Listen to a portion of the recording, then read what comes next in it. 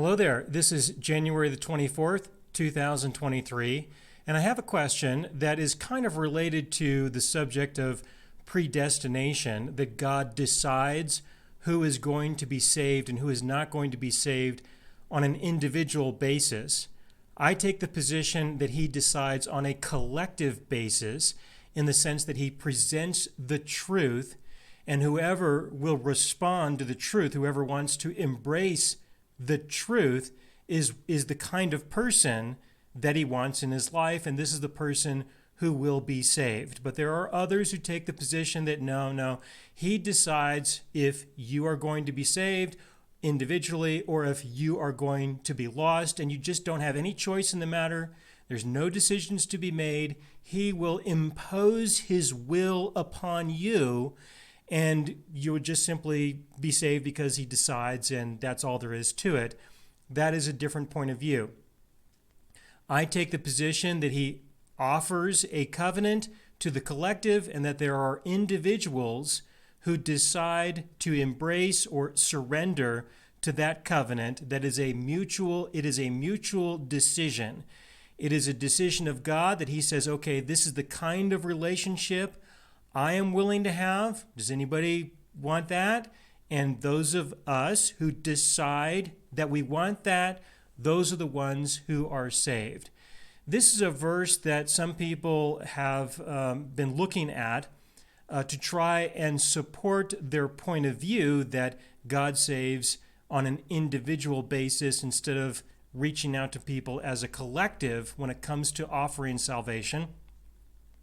And this is John chapter 6, verse 44. And so this was the question that was asked of me is, well, then how do we understand John chapter 6, verse 44? Because it says, no one can come to me unless the Father who sent me draws him, and I will raise him up at the last day, which was referring to being saved and that you will have a place in the kingdom of heaven.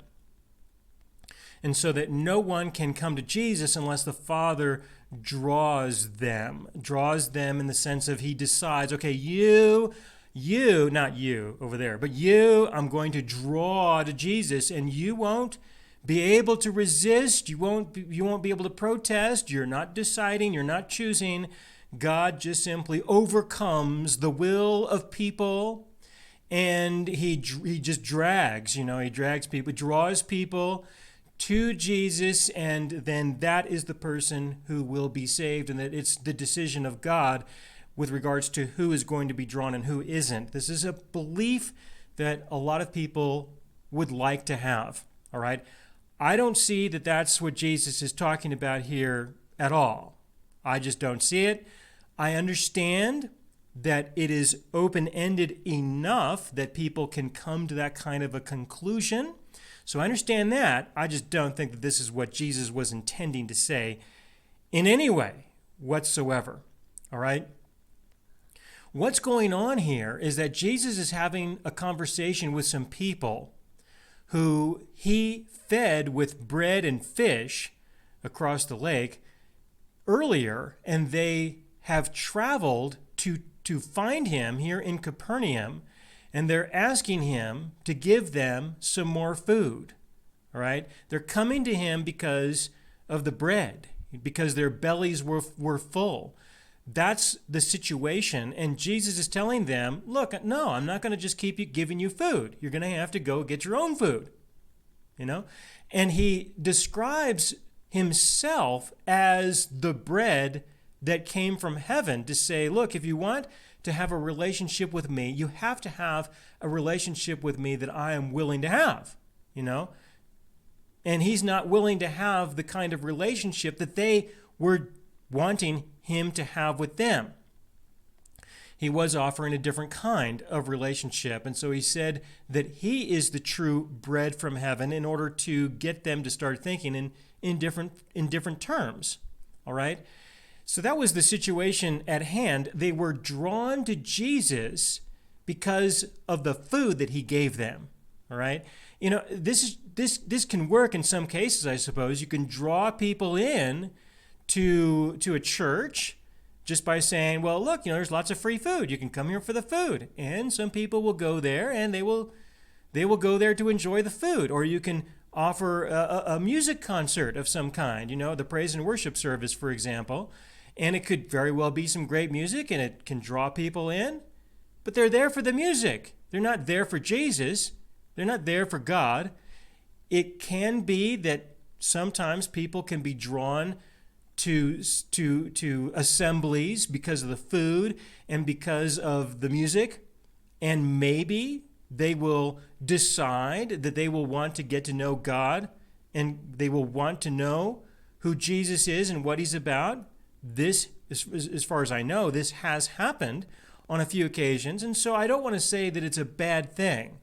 What I do want to say, though, is that people will be drawn to God for the wrong reasons easily. That can happen easily, and this is a concern and something that people should pay attention to. This is what's happening right here. So I'm going to go back up to verse 41. This is John chapter 6, verse 41, where it says, the Jews then complained about him because he said, I am the bread which came down from heaven. They complain because, first of all, they don't really want to understand, and that's not the kind of bread that they're interested in. So there's lots to complain about or murmur about. Jesus responded to that, and they said, is not this Jesus, the son of Joseph, whose father and mother we know? How is it then that he says, I have come down from heaven? All right, obviously, they are trying to relate to him in a way that is not consistent with who he really is. In verse 43, Jesus therefore answered and said to them, do not murmur among yourselves. No one can come to me unless the Father who sent me draws him, and I will raise him up at the last day. Okay, now, what drew them to Jesus in this situation? Okay, I have a visual aid in order to assist with this. What drew them was bread. All right? It was the bread that drew them. They were attracted to the bread. All right? And they were there because they expected or they hoped that he would provide them with more of this. Okay? That's what was going on. It was the bread that drew them. Okay? And so that's why they were there. Now it could have been lots of things. Some people might be drawn by an apple. An apple, this might draw you, right? Okay. Now you might be thinking, now Aaron, I don't think so. That's the kind of apple that we would use for a pie. That don't worry, I'm ready. I've got a different apple, right? Maybe this one will draw you. Okay? That's the context, right? That's what he's talking about. You're here because the bread drew you, because the food drew you. That's why you're here. Okay? And he says no one can come to him unless the Father draws them. Okay? Does God draw you? All right? Maybe you can relate to the idea of bread, hey, the bread may draw you. Does God draw you? And if the bread is no good for you, maybe you're not into bread, and we got something else. This will maybe draw you, or will God draw you? If you are drawn to God, if God is attractive to you, if you have an emptiness within you, not just your stomach, but you have spiritual emptiness within you, then God will be appealing, because He can fulfill that. And if you are drawn to God when God is presented, you will be directed towards Jesus because He is the true legitimate representation and representative of the living God. That's all He's saying, okay? If God is attractive to you, right? If you are drawn to Him, then you will go to Jesus. Okay, it has nothing to do with, God, God has decided that out of 10 people, He decided one person, there's just one, maybe two people. He's decided, okay, I'm going to overcome your will and your desires and your choices and decisions, and you are going to be drawn to Jesus, and you are going to be saved, whether you like it or not. All right, this is what people want to believe for various reasons, okay?